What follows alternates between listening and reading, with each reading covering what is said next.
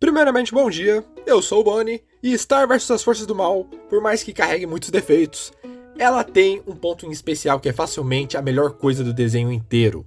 O seu primeiro e melhor vilão, Toph.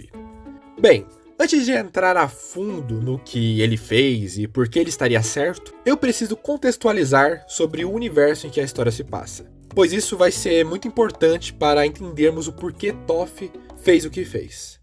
No universo de Star vs as Forças do Mal, existem várias dimensões. Dentre essas dimensões, existe Mjolnir, onde há milhares de anos existe um grande conjunto de raças que vieram a ser conhecidos como monstros. E além dessa dimensão, existem outras duas dimensões que são importantes para essa história. A dimensão da Terra e a dimensão da magia, que seria meio que uma ponte entre todas as dimensões. Certa vez, em algum momento no século 17, durante a peregrinação americana, um grupo de humanos de alguma forma atravessou um portal para a dimensão da magia, e logo após foram para a dimensão de Mjolnir. Já em Mjolnir, o progenitor da magia, pai da comissão mágica e até onde eu sei a entidade suprema do universo, Glossaryck, entrega uma varinha mágica para aquela que viria a ser a primeira rainha de Mjolnir, dando origem à grande era dos Mjolnirianos. Mas como foi dito no início, Mjolnir já era habitada, e como bem sabemos, quando o homem encontra algo que é diferente e está fora do seu controle, ele tende a julgar primeiro e perguntar depois. E dessa forma, se deu início a séculos e mais séculos de conflitos entre humanos e monstros. Durante muitos reinados, os monstros e os agora denominados Mjolnirianos travaram várias batalhas, mas sempre mantendo um certo equilíbrio. Uma hora os Mjolnirianos batiam, outra hora os monstros apanhavam, e isso tudo, claro, graças à grande vantagem dos Mjolnirianos, que era a magia vinda da varinha da rainha. Mas ainda assim havia um certo equilíbrio, já que os monstros conseguiam se manter fortes. Mas tudo isso mudou com a 29ª rainha de Mjolnir, assumindo o trono, Solaria, a escultora de monstros. Também conhecida como a responsável por criar o maior massacre de monstros da história, graças à sua criação, os guerreiros solarianos. Esses guerreiros possuíam armaduras enormes, com uma alta durabilidade, espadas feitas de energia venenosa, que ao acertar um único golpe, condenava o alvo a uma morte por envenenamento solar, além de possuírem um aumento nos atributos físicos e mentais, com uma leve consequência que meio que eles ficavam completamente insanos. Mas mesmo depois desse grande massacre que fez muitos monstros desistirem de lutar, existia uma espécie de monstro que se recusava a se render. Uma poderosa e temida facção de monstros guerreiros conhecidas como Reptilianos. Então, liderados pelo mais inteligente e mais poderoso membro desse grupo, eles avançaram contra o castelo da rainha, que na época já não era mais Solaria, e sim a sua filha Eclipsa. Eclipsa, mesmo simpatizando com os monstros, e inclusive se casando com um futuramente, para proteger o seu reino, se viu obrigada a criar um feitiço proibido para eliminar a ameaça dos Reptilianos. E todo esse temor não era à toa. Os reptilianos possuem uma fama aterrorizante por conta de um grande poder que eles carregam, uma longevidade e regeneração sobrenatural, sendo praticamente imortais. E tudo isso é deixado claro quando a Eclipsa criou o feitiço sem nome, capaz de destruir aquilo que não pode ser destruído. Um dos seus feitiços proibidos, e um dos mais poderosos. E ao usar esse poderoso feitiço, vários reptilianos foram mortos, inclusive o seu líder, o pai de Toph. Não foi citado muito sobre a família do Toph, mas sabemos que o seu ódio pelos Mjolnirianos sempre foi muito grande. Mas maior do que o seu ódio pelos Mjolnirianos era o seu ódio pela magia, pois somente ela era capaz de igualar os Mjolnirianos aos monstros, e somente ela seria capaz de matar um reptiliano. Podemos ver inclusive que o ódio de Toph foi uma crescente, como mostrado por Glossaryck, no mesmo episódio que vimos a chegada dos primeiros Mjolnirianos. Em um certo momento da sua vida, pelo menos uns 300 anos depois da morte do seu pai, Toph se junta ao exército do Rei dos Monstros, se tornando o seu general. E logo depois, quando o Rei dos Monstros estava para assinar um acordo de paz entre os Mjolnirianos, com uma das poucas rainhas que não tinham preconceito contra eles, Toph, em um ato furtivo, assassinou Comet, para vingar o seu pai, seu povo e todos os outros monstros que já sofreram por causa da magia. E logo após esse ato, ele organizou uma grande rebelião contra Mjolnir, se prontificando na frente do castelo Butterfly. Foi nesse momento que houve a grande virada, onde a filha de Comet, Moon, para vingar a sua mãe, foi atrás de Eclipsa para adquirir o conhecimento da magia sem nome, para em seguida usar contra Toph, mas acaba errando o feitiço.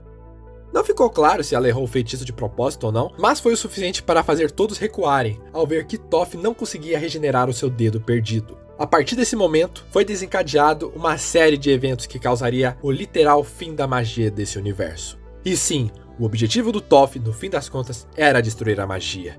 Com todo esse contexto dado, chegamos ao início da série. Nesse ponto da história, o Toph já começa a dar os primeiros passos para realizar o seu plano, enganando e assumindo o posto de Ludo, como líder do grupo dos monstros criminosos que tentam a todo momento roubar a varinha de Mjolnir, que nesse momento já tá com a Princesa Star, a protagonista do desenho. Com um plano bem simples e óbvio, mas por conta de todos os inimigos até o momento serem muito burros e ninguém conseguiu pensar nisso, Toph captura Marco, amigo de Star, e ameaça a vida dele em troca da varinha. E até esse momento, tanto os personagens quanto nós, o público, achávamos que ele queria a varinha para ter a magia para ele dominar o reino ou coisa do tipo. Mas não, ao invés de tomar a varinha para si, ele pede que a Star destrua a varinha. E ele pede para Star destruir justamente porque a varinha em si é indestrutível. Mas existe um feitiço que é o primeiro que todas as rainhas aprendem quando ganham a varinha, que é o feitiço do sussurro. Mas tinha algo que Toph não sabia, que junto da destruição da varinha vinha uma grande explosão. E com essa explosão veio a suposta morte de Toph e o fim da primeira temporada. Agora, na segunda temporada, um estranho fenômeno começa a ocorrer. A magia do universo está enfraquecendo. Algo contaminou a dimensão da magia. E nós começamos a ver isso quando Star tenta usar as suas magias e elas começam a apresentar falhas. E sim, a varinha dela voltou, por alguma razão mágica, sei lá. Faltando metade dela, mas voltou. Inicialmente a gente pensa que a magia dela está falhando justamente por causa disso, porque a varinha foi destruída e depois reconstruída, mas com uma parte faltando. Parte essa que estava com o Ludo, que é o vilãozinho qualquer da primeira temporada que eu citei. Mas a partir da segunda ele começa a virar um personagem interessante. E se você prestar atenção, essa parte da varinha está sendo segurada por um esqueleto e está emitindo uma luz verde, que nesse universo significa que a magia foi contaminada. E esse esqueleto não é de ninguém mais do que o próprio Toph. E nós começamos a ter indícios que o Ludo está, de alguma forma, recebendo orientações da varinha, fazendo planos e tendo ideias por causa dela, porque o Ludo em si é muito burro. Um desses planos não é nada mais do que roubar o livro de magia da família Butterfly, que não é só um registro pessoal e mágico de cada rainha de Mjolnir, mas também é uma espécie de manifestação do próprio Glossaryck. Ele e o livro estão completamente interligados, dando a entender que ele serve apenas a quem porta o livro, independente de quem seja. Então, após conseguir o livro, a varinha vulgo Toph começa a influenciar o Ludo, a querer abrir o capítulo proibido do diário, escrito pela Eclipsa, que eu falei mais cedo. E com esse capítulo, aos poucos Toph começa a tomar posse do corpo de Ludo, como se fosse uma entidade, conseguindo poder para derrotar toda a Comissão Mágica, que, vale ressaltar, são como entidades de pura magia.